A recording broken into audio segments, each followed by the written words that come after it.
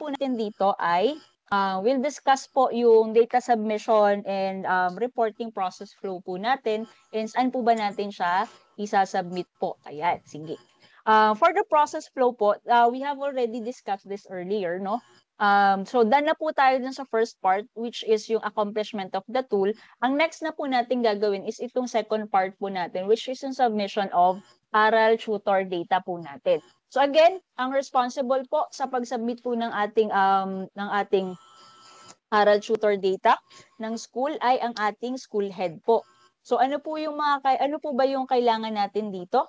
Ang isa-submit po ng school natin ay yung accomplish po nila na simulator, yun pong galing yung na-extract po natin na data, and yun pong galing po doon sa summary sheet po natin, yung information po na makukuha po natin doon. So yun po. Sige, next slide po. One more. Ayan. So, ito naman, na-discuss naman na natin to kanina. So, kung paano ba natin ipe-prepare o paano ba natin i-extract yung data kasi yun po ay importante, ano? Extract na natin gamit yung tool natin and then i-download natin yon. Again, may reminder lang na we should not attempt to edit or modify po yung na-extract natin na data para ma-ensure po natin na hindi po natin na-alter yung information na nakalagay doon. And then, isasubmit na po natin siya via our official submission form po. Ito po yung link nun. Nasa tool nyo rin po yan. Nasa tool din po natin yan. So, you can click na lang po yung tool na yun mismo. And then, magdadirect naman po siya diretso doon sa ating submission form. At this juncture po, I will demonstrate po or I will show you po yung ano po yung itsura ng ating submission form. Sige. Okay, paano natin siya ina-navigate? Sige po, mag-share po ako ng screen. Ayan. So, earlier po, no, na-click ko na kasi ito kanina. So, lumabas na siya sa akin. Pero ito po ang itsura ng ating submission form po. Pag clinic nyo po yung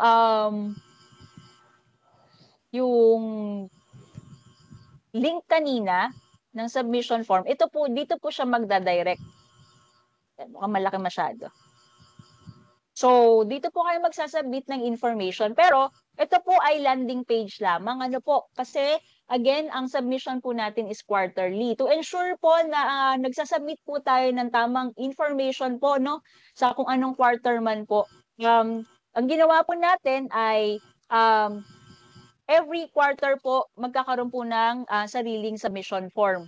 Po, ano? Pero dito pa rin po kayo manggagaling. Ito pa rin po yung gagamitin natin na link para makatuloy kayo dun sa susunod na submission form po for the quarter po. So nandito naman po ang instruction na you have to select po kung ano po yung quarter na yung data po, aling quarter po yung isasubmit ninyo. Kung quarter 2 ba siya, 3 or 4. Pero for now, we have the quarter 2 po kasi wala pa naman po tayong quarter 3. So, ayan po, no? Ayan, so we just have to go here to this link, yung Aral Simulator-Submit, para po makapunta po kayo dito. And then from here, i-click po natin yung quarter po natin, no? So, ito po, quarter 2. Pag click po natin yung quarter 2, didiretso po kayo dito sa submission form na po for quarter 2. Ayan. So, kung mali naman po kung for example po ay quarter 3 na po ang isasubmit ninyo at may available na po sa inyo, at naka-open na po ulit, yung may link na po ulit for quarter 3, lalagay naman po namin siya dito, yung link na yon. Pero for now, para lang hindi tayo no-overwhelm sa mga links po, ano, we ensure na lang muna na isang landing page lang muna, no, for all of our submissions, ano, and then pipiliin na lang natin kung anong quarter yung dapat nating isubmit na data po, ano. So again, pipiliin yung quarter, and then pag nakuha na po, napili na po yung quarter, mag-open naman po ng ibang link yan and submission form. Google Forms po ang gamit natin para madali na lang, para familiar din po kayo dito. Ayan. So nakalagay din po dito kung anong quarter siya para hindi po tayo maligaw. Nakalagay na for quarter 2 itong link na to.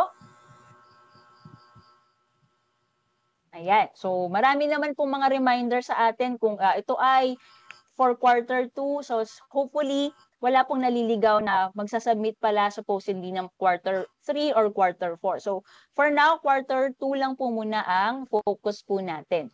So, like any other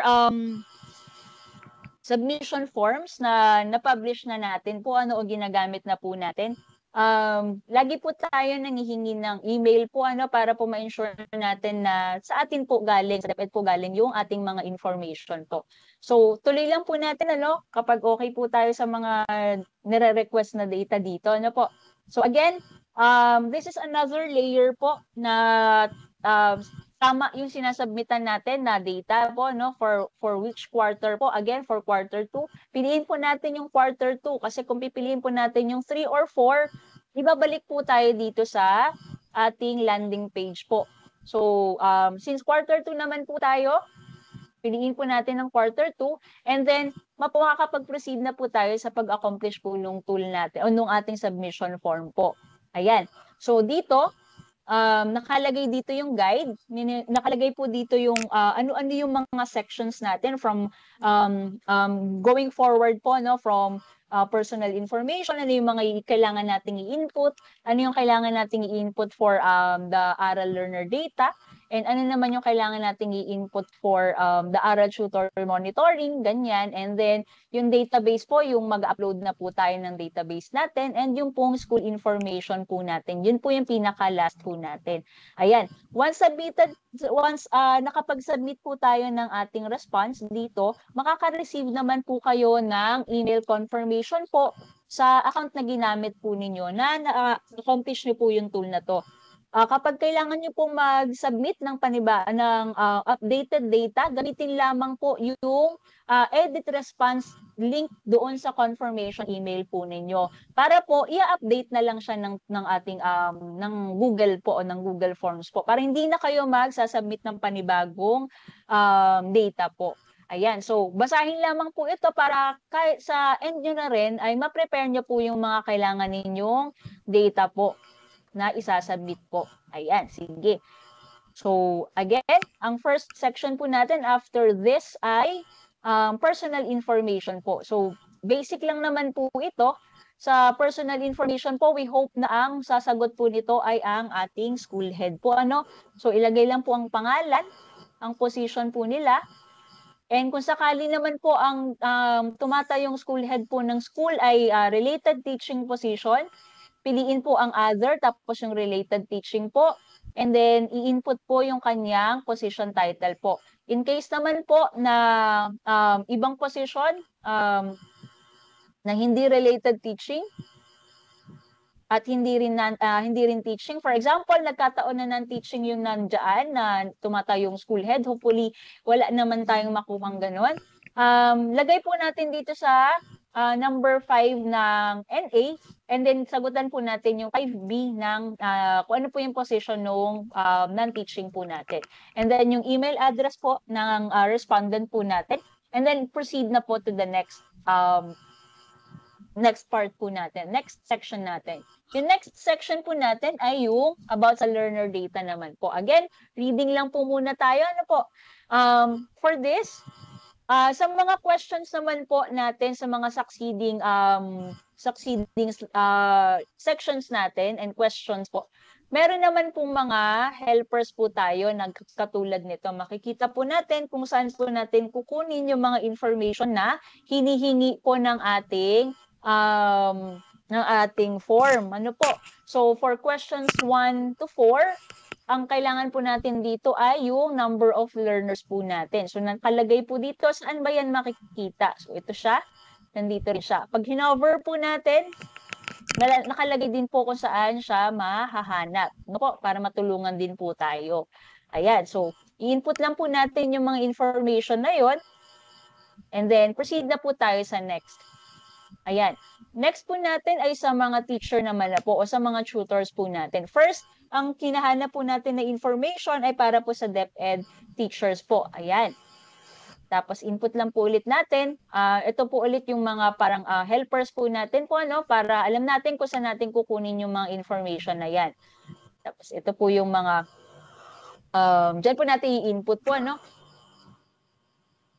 Ito din, nakalagay po saan kukunin yung information. Input din po ulit natin. Ayan. Hopefully, itong mga helpers na to ay talagang maka-help po sa atin. Ayan. Din sa baba po, may makikita rin po kayo na mga parang helper din po sa atin kung ano po yung next section po na sasagutan natin at ano yung mga information na ipoprovide natin. Ayan. So, sa next po natin, continue lang po tayo. No? So, external tutor naman po dito. Ito po, tatanungin lang po kayo kung meron kayong external tutor. Sabi ng ating simulator, kailangan mo ba? Yes. Kung hindi, edi no. So, sasagutan lang po natin yan. No? Ito po, tinatanong po dito ay kung si simulator tool po ba ay nag-require o merong na-identify na external tutors. Pag sinabi ng simulator tool natin na need natin ng 2, 3, o 1, mag-yes po tayo. Pero kung hindi naman po nagbigay si simulator tool, edi no po yung isasagot natin. Dito po makikita natin kung ano po yung next section na mapupuntahan natin based po doon sa sagot po ninyo. Ayan, so hindi naman po kayo maliligaw kasi nakalagay naman po dyan kung ano yung mga susunod ninyong isasagot. Sige po, sabihin na natin na kapag identify si simulator po natin ng teacher ay ng additional teachers o external teachers, itutuloy lang po natin yung pag-input ng data. So unang question po dito sa part na to, sa external tutor po, ang tatanong lang naman po dito is ilan yung na-identify ng tool natin na teacher po, na additional teacher po. So dito natin siya mahahanap. And dito sa next part po ay while merong na-identify si simulator na teacher, kinailangan ba o meron bang na-engage si school na external? Kung meron po, sagutin lang po natin ng yes or no po. Ayan. So again, nakalagay dito kung ano yung next step natin kapag depende po sa sagot po natin. Let's say po, may na-hire po tayo or may na-engage po tayong external. I-input lang po natin yung information ng ating external tutor po, yung profile po nila.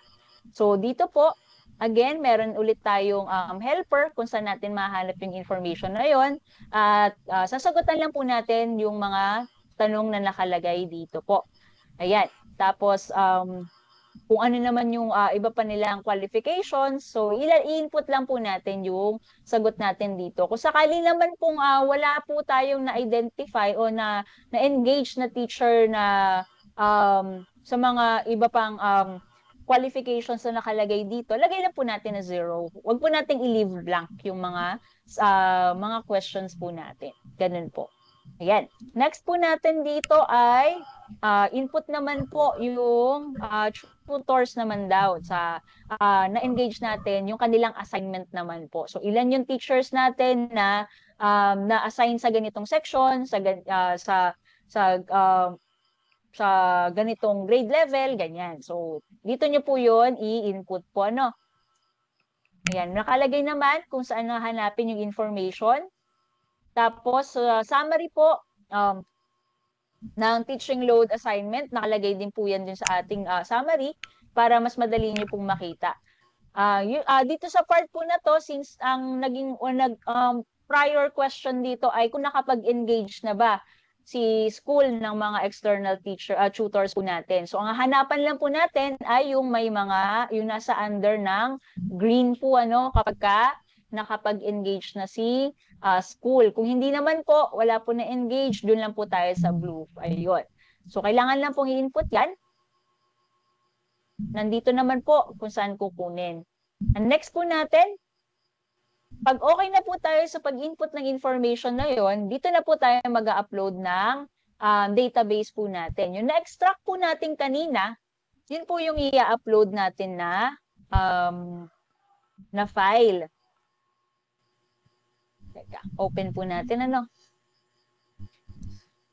Yan. So, ito po yung file na download po natin kanina o na-extract po natin kanina doon sa simulator natin. So, you just have to upload that sa ating tool po, ano? Ay, sa ating form.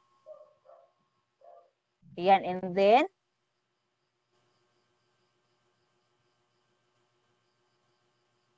Pagka okay na po yan, we can proceed na po sa pag-upload po ng ating yan. So, pag na-upload na po ay pag na ano na po natin, nakapag-proceed na po tayo, na-upload na siya, input lang po natin yung school information po natin. So, first, input yung contact number po ng school, yung email address po ng school, and then para ma-ensure po natin ano na tama yung nakukuha na o mai-input natin na school ID, i-check po natin o hanapin po natin yung ating school ID dito sa ating find your school po natin na link po ano. So ang gagawin lang po natin dito is i-click and then let's look for our school po. Let's say po 1, 2, 3, 4, 5, 6. Ayan. So kung sure naman po tayo na ito yung school natin, school ID natin, hindi naman nagbago, okay lang, okay na po yun para ano naman tayo. Pero to double check lang kung tama yung school ID na ini-input po natin, gamitin po natin itong find your school po na link to para sigurado po tayong correct yung nai-input natin na information. In case po na hindi po nahanap yung school ID po ninyo, pwede naman po piliin ito school ID, school name not found po. Pero kung nahanap naman po natin, we can proceed na po to the next section. Kaya po natin pinapahanap sa inyo kasi ang ginagamit po natin na school IDs as of now ay yung BEIS po o yung LIS data po natin as of January of 2025. So, kung sakali man po nag-update at wala na po dito sa list, kindly inform us by clicking this po or selecting this po. So you can input your school ID po. Pero kung sakali naman pong hindi naman nagbago, edi gamitin pa rin po natin yung school ID po natin na yun. Let's say po hindi naman nagbago, no? So input lang po natin yung school ID na nakuha po natin dito. So school name, school ID. Ayan, para tapos kung anong division po kayo. Hindi ko sure kung sa Abra talaga to. Pero sample lang po ito. Ano po? So piliin lang po yung region division para sure po tayo na dun talaga kayo dun yung location po natin. Ayan. So once you're done, next lang po natin and then pwede na po tayong mag-submit po ng ating ng ating form po ano. So may again, ang reminder lang naman po natin dito ay kapag need po natin mag-edit or may update po kayo sa data po ninyo for that quarter, kindly use the edit response link po na ma-receive naman po natin sa email po ninyo. Ano po? Para po hindi na lang po dumodoble-doble yung submission po natin. Para yun na lang, kung ano po yung una nyo sinubmit, yun na lang po yung na-edit po natin. Ano po? Ayun na po, wag po tayo magsasubmit ng panibagong response kapag po ang mean lang po natin is to submit unupdated data po. Ayan. So, gamitin po natin palagi yung edit response po if in case kailangan talaga nating mag-edit. Pero we hopefully di naman natin kakailanganin para ang gawin na lang natin ay ensure na lang muna natin na yung information na isasubmit natin ay final and correct na po siya. So, pero in cases na need talaga mag-edit, gamitin po natin yung edit response link doon sa inyong confirmation email po. Ayan, so ganun po ang ating pag-submit ng data po ano. Hopefully yung mga prompts dito tsaka yung mga helpers po natin dito na mga basahin po natin para mas madali po nating ma-navigate yung ating form po ano. Ayan, sige, mag-clear na lang ako. Ayan. All right. So I guess that's it for the submission form.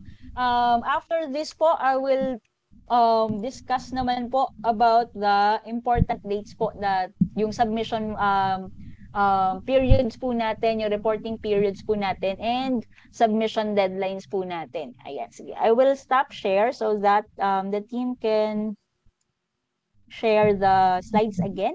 Ayan. Sana nalinawan po tayo dun sa part ng kung paano po tayo magsasubmit ng ating data po ano, and hopefully yung mga prompts po doon o yung mga helpers nga again ay makatulong talaga siya. Ayan. For the important dates po ng ating reporting periods and submission deadlines po, nakalagay naman po ito sa ating memo, pero reiterate na lang po natin ano, yung accomplishment po natin for quarter 2 ay from September, since na-release po natin yung tool. But since we have just oriented you today